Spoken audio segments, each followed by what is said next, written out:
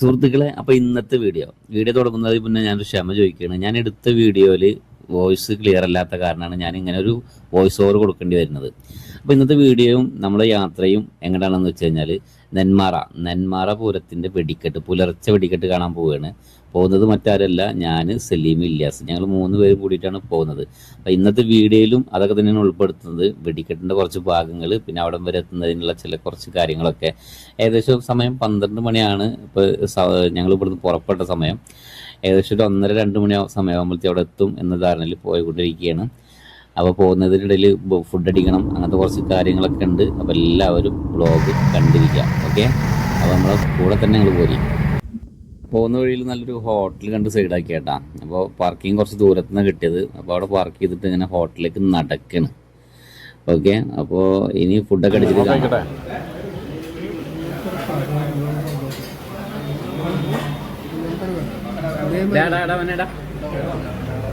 അപ്പോൾ നമ്മൾ ഫുഡൊക്കെ അടിച്ച് നമ്മളെ യാത്ര തുടരുകയാണ്. അപ്പോൾ നല്ല അടിപൊളി തട്ടുദോശ ഉണ്ടാക്കണേ, നല്ല അടിപൊളി തട്ടുദോശ, അതുപോലെ ചപ്പാത്തി, മുട്ടക്കറി, ബോട്ടി, പിന്നെ അതുപോലെ സാമ്പാർ, ചട്നി. അല്ല, ഇത്രയും സാധനങ്ങൾ അടിച്ച് 550 രൂപ വരില്ലടാ, നമ്മൾ വെറുതെ കണക്കൂട്ടി. അപ്പോൾ നമ്മൾ കണക്കൂട്ടിലൊക്കെ കഴിഞ്ഞിട്ട് എടുക്കണ വീഡിയോ കേട്ടോ, അതാണ് ഞാൻ പറഞ്ഞത്. അപ്പോൾ ഓക്കെ, അപ്പോൾ നമ്മളിനി ലൊക്കേഷനിൽ എത്തിയിട്ട് കാണാം. ഓക്കെ ഗൈസ്, അപ്പോൾ നമ്മളിവിടെ നമ്മളെ സ്പോട്ടിൽ എത്തിയിട്ടുണ്ട്. അപ്പോൾ നമ്മളൊരു പാർക്കിംഗ് അന്വേഷിക്കുന്ന നടക്കുകയാണ്. നമ്മളിപ്പോൾ എത്തിയ സ്പോട്ടിൽ നിന്ന് ഇനിയും 4-5 കിലോമീറ്ററോളം നടക്കണം കേട്ടോ. നമ്മൾ കാറായ കാരണം ഇവിടെ എവിടെയെങ്കിലൊക്കെ സൈഡാക്കണം. ഒരുപാട് വണ്ടികൾ 2 സൈഡിലും പാർക്ക് ചെയ്തിട്ടുണ്ട്. സമയം 1 മണി കഴിഞ്ഞിട്ടുള്ളൂ. ഇനി നമ്മൾ വെടിക്കെട്ടിനായിട്ട് 3 മണിക്കൂറോളം വെയിറ്റ് ചെയ്യേണ്ടി വരും. അപ്പോൾ നമ്മൾ ആദ്യം ഒരു പാർക്കിംഗ് ഒന്ന് സംഘടിപ്പിക്കട്ടെ. കാറ് പാർക്ക് ചെയ്ത് നമ്മൾ ഓട്ടോറിക്ഷ വിളിച്ചിരിക്കുകയാണ് കഴിയും. 3 കിലോമീറ്റർ ഉണ്ട്. അപ്പോൾ നമുക്ക് ബ്ലോക്ക് ആവുന്നതിന് മുന്നേ നേരത്തെ എത്തണം. അതിനാണ് ഓട്ടോറിക്ഷ വിളിക്കുന്നത്. നിങ്ങൾ വേറെന്താ ഡ്രൈവർ വേറെന്താ? മോഹൻദാസേട്ടൻ്റെ ഓട്ടോറിക്ഷ വിളിച്ചുള്ളത്. ഈ കറക്റ്റ് സ്പോട്ടിന് പേരെന്താ? അയിനിമ്പാടം എന്ന് പറഞ്ഞ സ്ഥലത്തു നിന്നാണ് വിളിച്ചിട്ടുള്ളത്. അപ്പോൾ നമ്മുടെ ഓട്ടോറിക്ഷ നേരെ വന്നിട്ട് ഇതാ രാത്രി പൂരം നടക്കുന്നുണ്ട്. ഇവിടെ വന്ന് നിർത്തി. ഇനി അങ്ങോട്ട് ഓട്ടോറിക്ഷ ഒന്നും പോവില്ല. അപ്പോൾ ഇവിടുന്ന് ഇനി ഇറങ്ങി നടക്കണം എന്ന് പറയുന്നത്.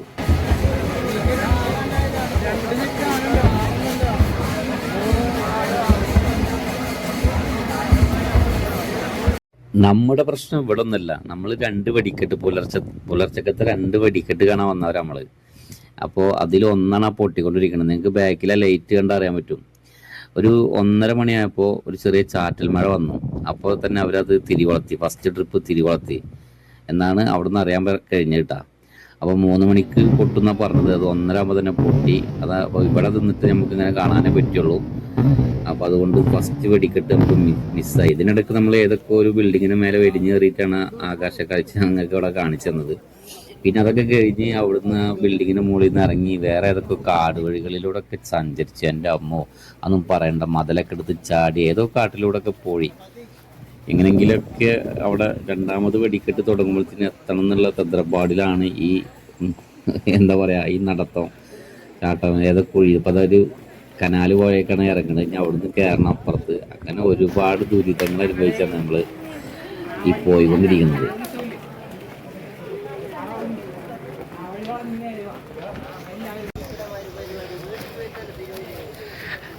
ഗൈസ്, മഴ ചതിച്ചു ഗൈസ്.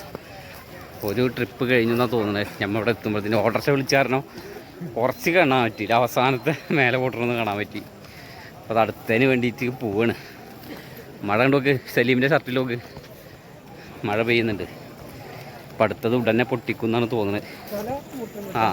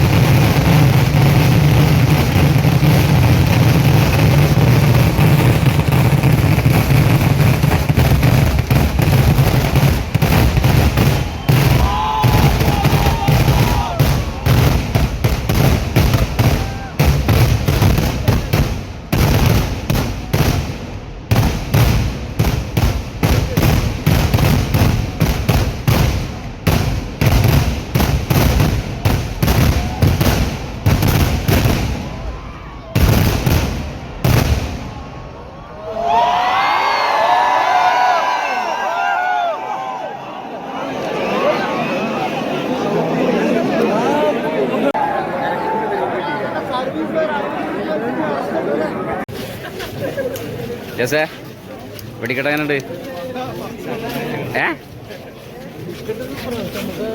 ഒരു മജ കിട്ടിയില്ലല്ലേ?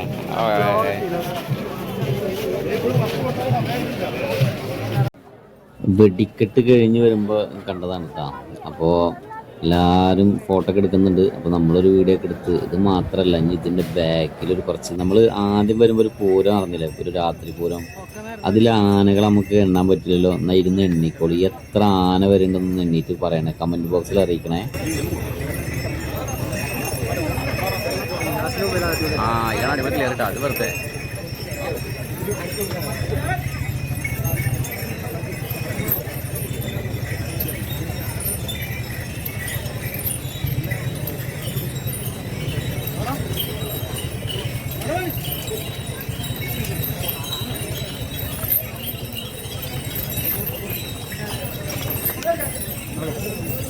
പറഞ്ഞേക്കത്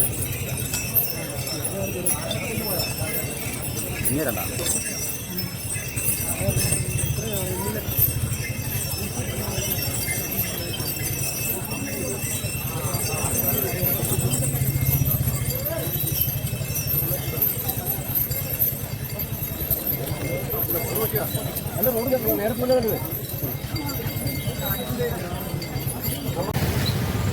സുഹൃത്തുക്കളെ, നടന്നൊരു വിധായി ഏകദേശം ഒരു 5-6 കിലോമീറ്ററോളം നടന്നിട്ടുണ്ടാവും. ക്ലിയറില്ലല്ലോ, ലൈറ്റ് അടിക്കടാ.